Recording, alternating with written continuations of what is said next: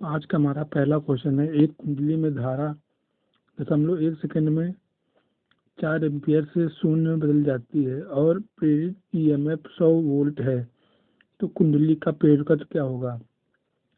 तो प्रेरकत्व का डायरेक्ट सूत्र होता है हमारा E बराबर एल डी आई बटे डी टी। यहाँ पर एल हमारा स्वप्रेरकत्व है, तो मैं सारी वैल्यू हम पुट कर देंगे। ई का मान हमको 100 दिया हुआ है, बराबर एल। आई की वैल्यू हमको दी हुई है 4 और टी की वैल्यू दी है 0.1। ये कर गया 25। एल बराबर हमारा आ गया 2.5। हमारा राइट आंसर हो जाएगा। अगला क्वेश्चन है, द्रव्यमान एम की वस्तु पर एक बल लगाया जाता है 7 मीटर पर सेकंड स्क्वायर का त्वरण प्रदान करती है। यदि वस्तु पर लगाया गया बल 3 गुना हो जाए तो वस्तु का नया त्वरण क्या होगा? तो चलो पहले लगाते हैं सवाल। एफ बराबर एम ए से, तो हमको इसमें दिया हुआ है एम बराबर हमको एम ही दिया हुआ है और 7 MPa दिया हुआ है। शुरुआती कंडीशन में हमको F1 बराबर F दिया हुआ है, त्वरण का मान 7 दिया हुआ है, और F2 बराबर हमको सेकेंड कंडीशन में 3F दिया हुआ है। तो हमको A2 ज्ञात करना है। तो इतनी वैल्यू रख के पहले हम M का मान निकाल लेंगे। तो रखेंगे, क्या होगा हमारा F बराबर M इंटू 7। तो M की वैल्यू हमारी आ गई F/7 आ गई, M की वैल्यू आ गई ना। अब सेकेंड कंडीशन में आते हैं। F2 हमको दिया हुआ है 3F दिया हुआ है। M का मान जो हमने निकाला वो रख देंगे, F/7 रख दिया हमने, और बराबर A2 हमको ज्ञात करना है। F कट गया, शत्रुक 21 हो गया। हमारा ऑप्शन नंबर बी राइट हो गया। अगला क्वेश्चन है, 4 म्यूएफ 6 म्यूएफ 12 म्यूएफ संधारित्र पहली स्थिति में समान से श्रृंखला में जुड़े हैं और सेकंड में जुड़े हैं समांतर में। तो हमको दोनों का अनुपात पूछ रहा है। तो जब श्रृंखला में जुड़ेंगे तो सूत्र होगा हमारा, तो ये हो गया हमारा सूत्र हो गया।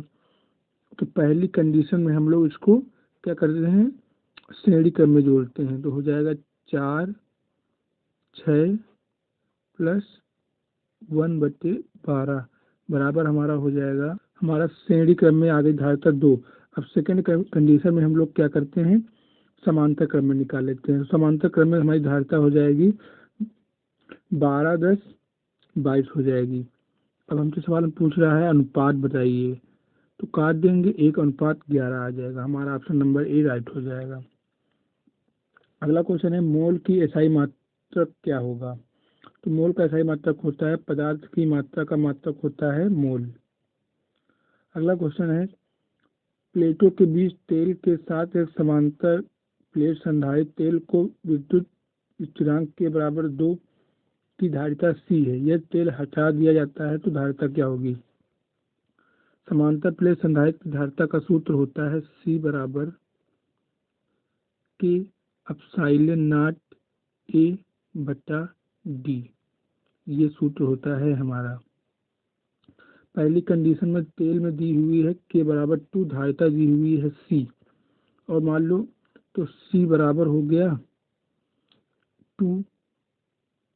अब हमसे क्या पूछ रहा है, यह तेल को हटा दिया जाए, तो K हो गया हमारा 1, ये हो गई धारिता C डैश हो गई, तो C डैश बराबर हो गया हमारा C/2। हमारा ऑप्शन नंबर 4 राइट हो जाएगा। यहाँ क्या है, C directly proportional to K है, जो हटा दिया गया तो आधी हो गई धारिता। 2 बिंदु आवेश 5 तथा 4 10 मीटर सेंटीमीटर दूर है, वह बल ज्ञात कीजिए जिससे वे एक दूसरे को प्रतिकर्षित करते हैं। तो सूत्र होगा हमारा इतना, तो हमारा सूत्र होगा F बराबर 1/4 Q1 Q2 बटे R²। तो सारी की मान रख देते हैं। देखो 1/4 साइन नॉट का मान होता है 9 × 10⁻9, और यह माइक्रो म्यू में दिया हुआ है। 1 म्यू बराबर होता है 10⁻⁻6।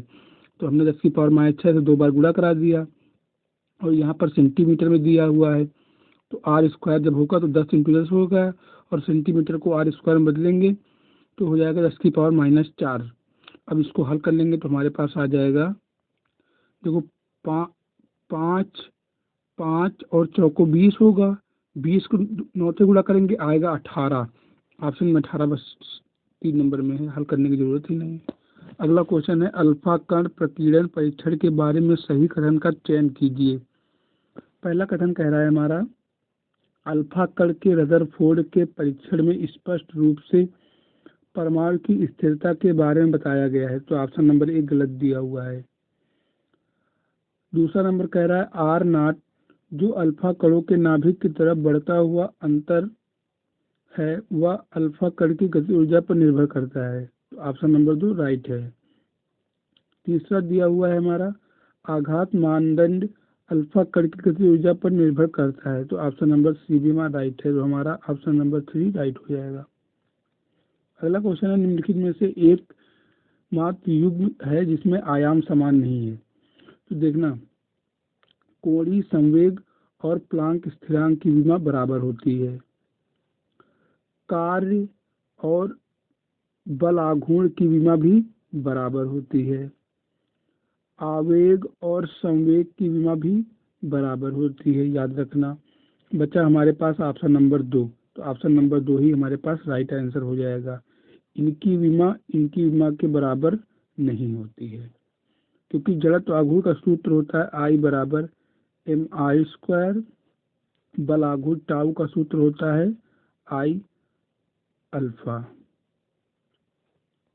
अगला क्वेश्चन है, यंग का द्विक रेखा छिद्र प्रयोग में पर्दे इतना 12 फ्रिंज प्राप्त किए हैं जब 600 नैनोमीटर तरंग दैर्घ्य के प्रकाश का उपयोग किया जाता है। जब यही प्रकाश 400 नैनोमीटर का हो जाता है तो देखे गए फ्रिंजों की संख्या क्या होगी।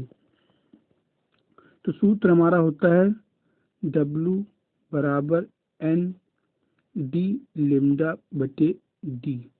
इसका मतलब है N is inversely proportional to λ। ये हमारा आ गया संबंध। अब N बराबर हमको दी, अब ये ऐसे भी लिख सकते हैं N1/N2 बराबर λ2/λ1, ये लिख दिया। N1 हमको दिया है 12, N2 हमसे पूछ रहा है, λ2 हमको 400 दिया है, नैनो नैनो कट जाएगा, ये बड़े कट गए, 4 × 12 हो गया और 6 18। ऑप्शन नंबर 2 हमारा राइट हो गया। एक हीटर पर 500 वाट 200 वोल्ट अंकित है, 15 पैसे प्रति यूनिट की दर से 4 घंटे का उपयोग करने की लागत क्या होगी। तो सूत्र हमारा होता है वाट इंटू घंटा इंटू दिन बटे 1000। वाट है 500, सभी का गुणा करा दो और बटे 1000 से भाग दे दो। देखो सभी का गुणा करा के 500 200 15 और 4 भूलना मत, बटे 1000 कर दिया, आ गया हमारा 60 पैसे आंसर हो गया। अगर कॉमन सेंस से लगा सवाल लग जाएगा, कह रहा है कि 15 पैसे प्रति यूनिट, मतलब 1 घंटे में 15 पैसे चार्ज कर रहा है, 4 घंटे क्या होगा, ये 15 पैसे 1 घंटा, 15 पैसे 2 घंटा, 15 पैसे 3 घंटा, 15 पैसे 4 घंटा, कितना होगा जोड़ो, 15 × 30 60 हो गया। 60 ऐसे ही हो गया, कॉमन लगाने की जरूरत ही नहीं।